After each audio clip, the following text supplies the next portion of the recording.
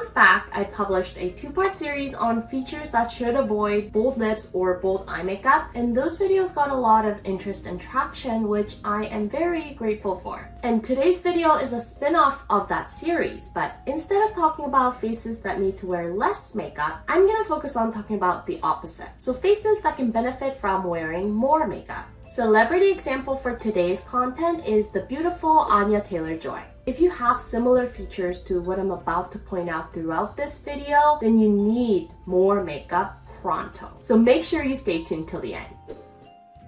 Personally, I really love how unconventional Anya Taylor-Joy's look is. She has this fairy-like and ethereal vibe to her that makes her face so interesting, and her face it's not what we would generally describe as the typical and conventional quote-unquote pretty, but I really love her look because it's immensely unique, and it's the uniqueness of her face that gives her this captivating charm to her look. So let's first start with looking at Anya's facial features and proportions to understand what it is that makes her face so unique. First of all, Anya has a short face, but there's two elements that makes her face appear especially short, and that's the length of her middle third and the distance between her eyes. Anya has a short middle third, and I've mentioned this several times in my other videos that the middle third section of your face has the biggest impact on how long the face appears visually. So when the middle third section is long, the overall length of the face appears longer. And when you have a short middle third, it has the opposite effect of making the length of your face appear shorter. If we compare these three faces, you can see how the face on the left appears the longest and the face on the right appears the shortest.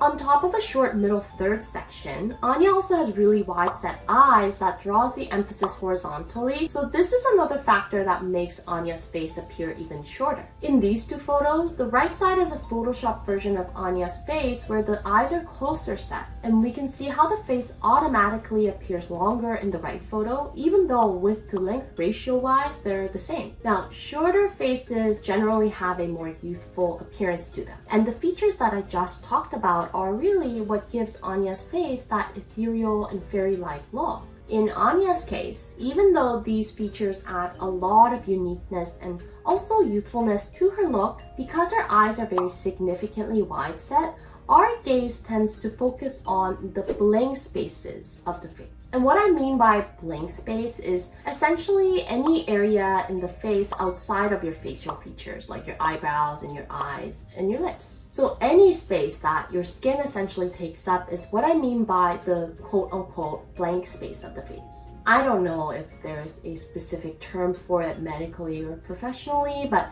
that's what I mean when I say blank space. With Anya, on top of the wide distance between her eyes, her irises are also on the smaller side in comparison to the actual size of her eyes. So naturally, we can see a lot of whites in her eyes, and because she also has really fair skin, everything including her skin or that blank space I was talking about and the whites in her eyes, they all kind of blend in together a bit when she's not wearing a lot of makeup. So it blurs the definition of her eyes and makes her eyes appear smaller and even more wide set. And the overall effect is that now our gaze is a little confused as to where the focal point should be within the face, and our eyes tend to drift away from her eyes. And that's not really a good thing because Anya has really beautiful eyes, right? Like I said, they're really big and very open. So with these kinds of faces, bolder eye makeup can really bring a clear definition to the eyes. Her proportions don't change because of the heavier eye makeup. You know, her nose is still short and her eyes are still wide set.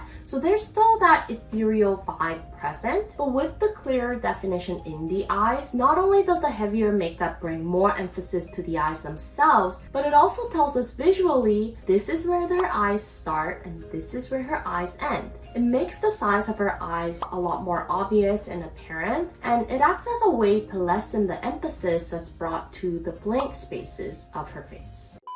In one of my previous videos, I used Amy Schumer as an example to show you the eye makeup styles that you should avoid if you have close-set eyes. And the tips were to use less highlighter in the inner corners of the eyes in order to bring less emphasis to the area, and also to use lighter brow heads to make the eyes appear further apart. So as you can assume, for someone like Anya with very wide set eyes, emphasizing the inner corners more and using a closer distance between the brows would be more beneficial.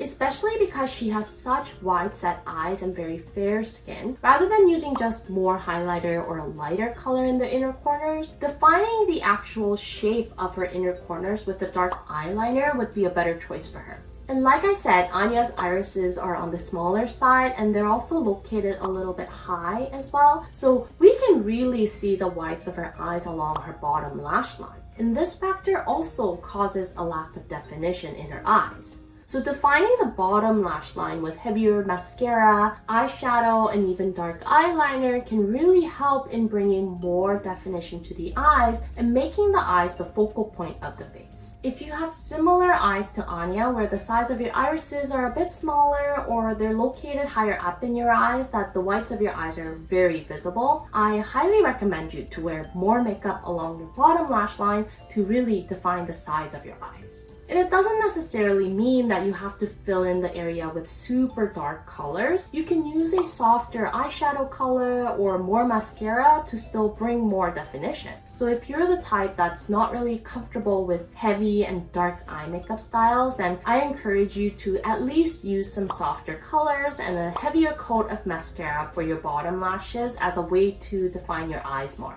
I think with the heavier eye makeup styles, Anya's uniqueness really pops, and because she has very big eyes and the heavy eye makeup brings a lot of emphasis to the eyes already, a bolder lip color doesn't really take that emphasis away. So she can get away with a lot of different styles of makeup as long as the eyes are well defined. To be honest, with Anya's case, it looks like she did also get some help of surgical procedures to make her cheeks appear slimmer. And that reduces the amount of the blank space in her face and allows for more emphasis to be placed on her eyes. But it's also a factor that makes her face a little more mature, and I think this is a great example of how our standard of beauty and our obsession with looking more youthful doesn't have to apply to everyone. Some people like Anya's new and more mature look, while others might say the opposite. At the end of the day, beauty is in the eyes of the beholder, and we don't necessarily have to follow these norms or the expectations of the beauty standards so blindly.